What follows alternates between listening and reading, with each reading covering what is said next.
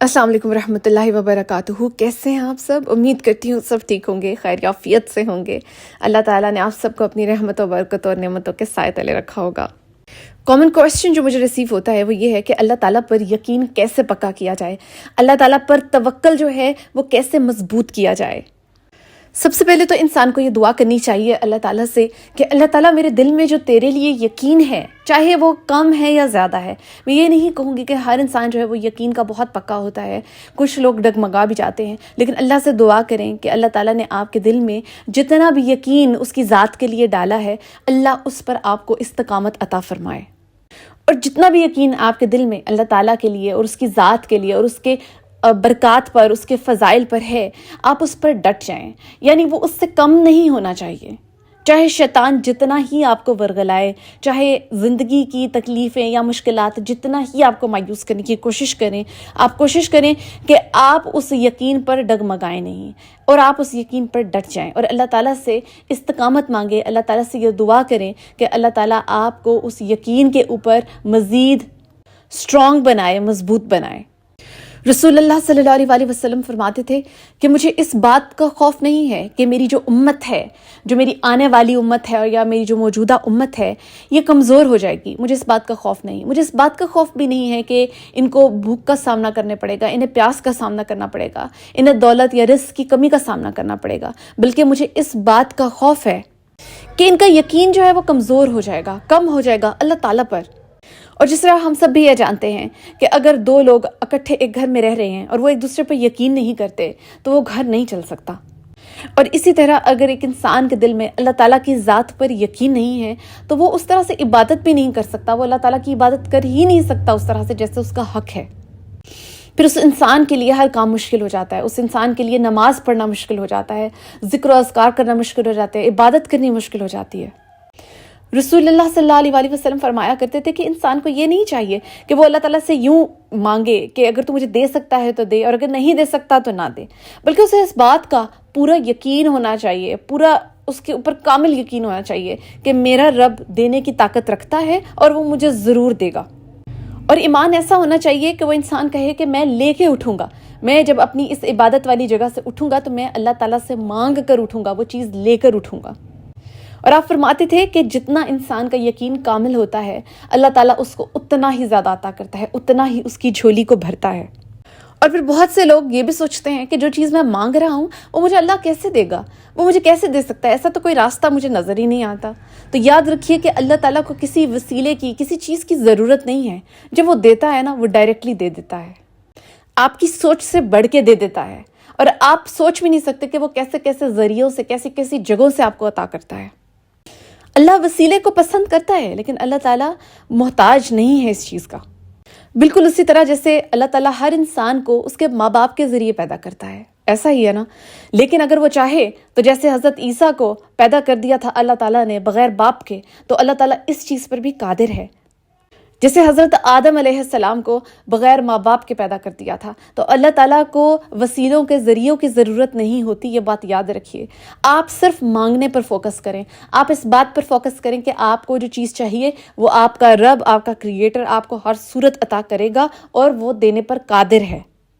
ہمارا یقین، ہمارا توکل حضرت موسیٰ علیہ السلام جیسا ہونا چاہیے کہ جو فرعون کے دربار میں کھڑے تھے اور ہر طرف سے گھرے ہوئے تھے، لیکن ان کا یقین اتنا کامل تھا کہ انہیں معلوم تھا کہ اللہ تعالیٰ کی ذات کے سوا انہیں کوئی اور اس دنیا میں نقصان نہیں پہنچا سکتا، اور اگر اللہ چاہے گا تو انہیں دنیا کی کوئی طاقت نقصان نہیں پہنچا سکتی.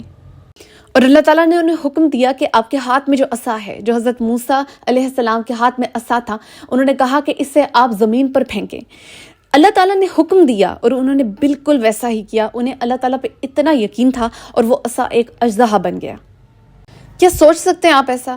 کیا لگتا ہے ہمیں ایسا کہ ایسا ہوا ہوگا؟ لیکن ایسا ہوا تھا. اللہ تعالیٰ ہر چیز پر قادر ہے. تو آپ کا یقین بھی اتنا ہی پختہ، اتنا ہی اسٹرانگ ہونا چاہیے اللہ تعالیٰ کے اوپر جتنا ہمارے انبیاء کرام کا تھا.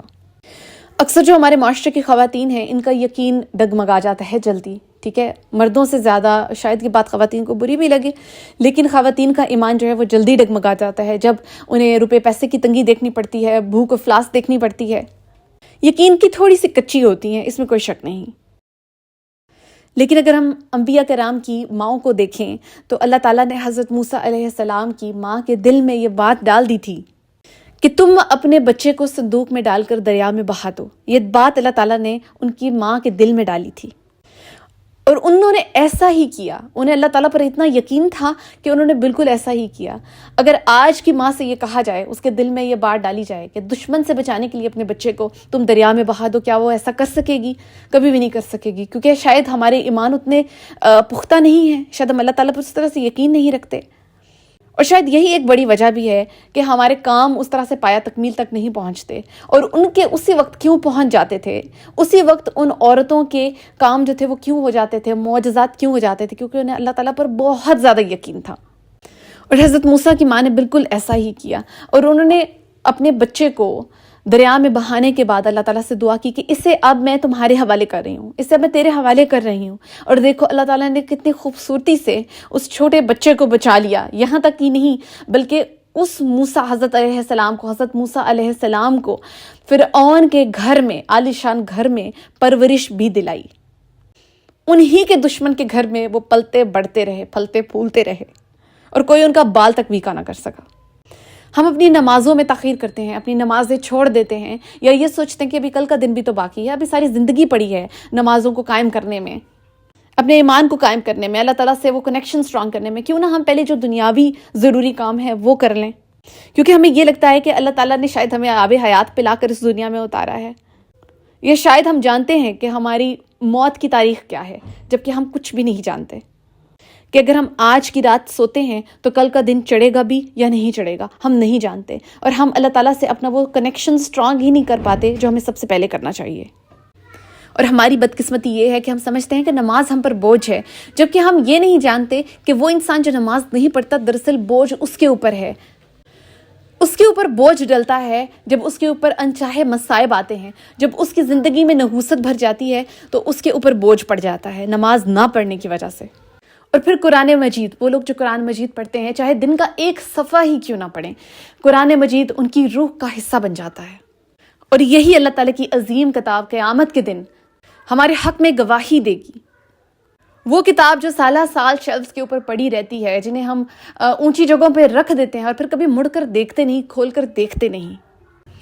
آپ نفل عبادت نہیں کر سکتے تو آپ نہ کریں، لیکن آپ کم از کم اپنی فرض عبادات کو تو پورا کریں، کیونکہ اللہ تعالیٰ نے ان عبادات کو ہمارے ہی حق میں بہتر قرار دیا ہے. اگر ہم یہ عبادات کرتے ہیں تو ہم اپنے اللہ تعالیٰ کے ساتھ اپنا کنیکشن سٹرانگ کرتے رہیں گے. لیکن اگر آپ یہ عبادات چھوڑ دیتے ہیں، آپ اللہ تعالیٰ پر یقین بھی نہیں کر پائیں گے، اللہ تعالیٰ کے ساتھ آپ کا کنیکشن بھی سٹرانگ نہیں ہوگا. اس کے علاوہ اللہ تعالیٰ کے فضائل سے، برکات سے آپ اس طرح سے انٹرٹین نہیں ہو سکتے جیسے ایک وہ انسان جو اللہ تعالیٰ پر کامل یقین رکھتا ہے اور اس کی عبادت کرتا ہے. وہ سرخرو ہو سکتا ہے دنیا میں بھی اور آخرت میں بھی. اور یقین جانیے، وہ انسان جسے اللہ تعالیٰ کی یقین کی دولت میسر ہے، اسے دنیاوی دولت کی کوئی چاہ نہیں ہوتی، اسے دنیاوی دولت کی کمی کچھ بھی نہیں کہتی. بلکہ وہ انسان سفر کرتا ہے، وہ انسان ہمیشہ گھاٹے میں رہتا ہے جس کے پاس یقین کی، ایمان کی دولت نہیں ہے. اس لیے اللہ تعالیٰ کے یقین پر ڈٹ جائیے، اللہ تعالیٰ پر ایمان رکھیے اور اس پر ڈٹ جائیے. کیونکہ اگر اللہ تعالیٰ پر آپ کا یقین ہوگا تو آپ اپنی عبادات میں کبھی تاخیر نہیں کریں گے، آپ کوئی بہانہ نہیں کریں گے، آپ کو کسی بہانے کی ضرورت نہیں ہوگی. آپ کو اللہ تعالیٰ سے اتنی محبت ہو جائے گی اور اللہ تعالیٰ اپنی محبت آپ کے دل میں اتنی ڈال دے گا کہ آپ اپنی نماز چھوڑنے کے بارے میں سوچیں گے بھی نہیں. اللہ ہم سب کا حامی و ناصر ہو، اپنی دعاؤں میں یاد رکھیے گا.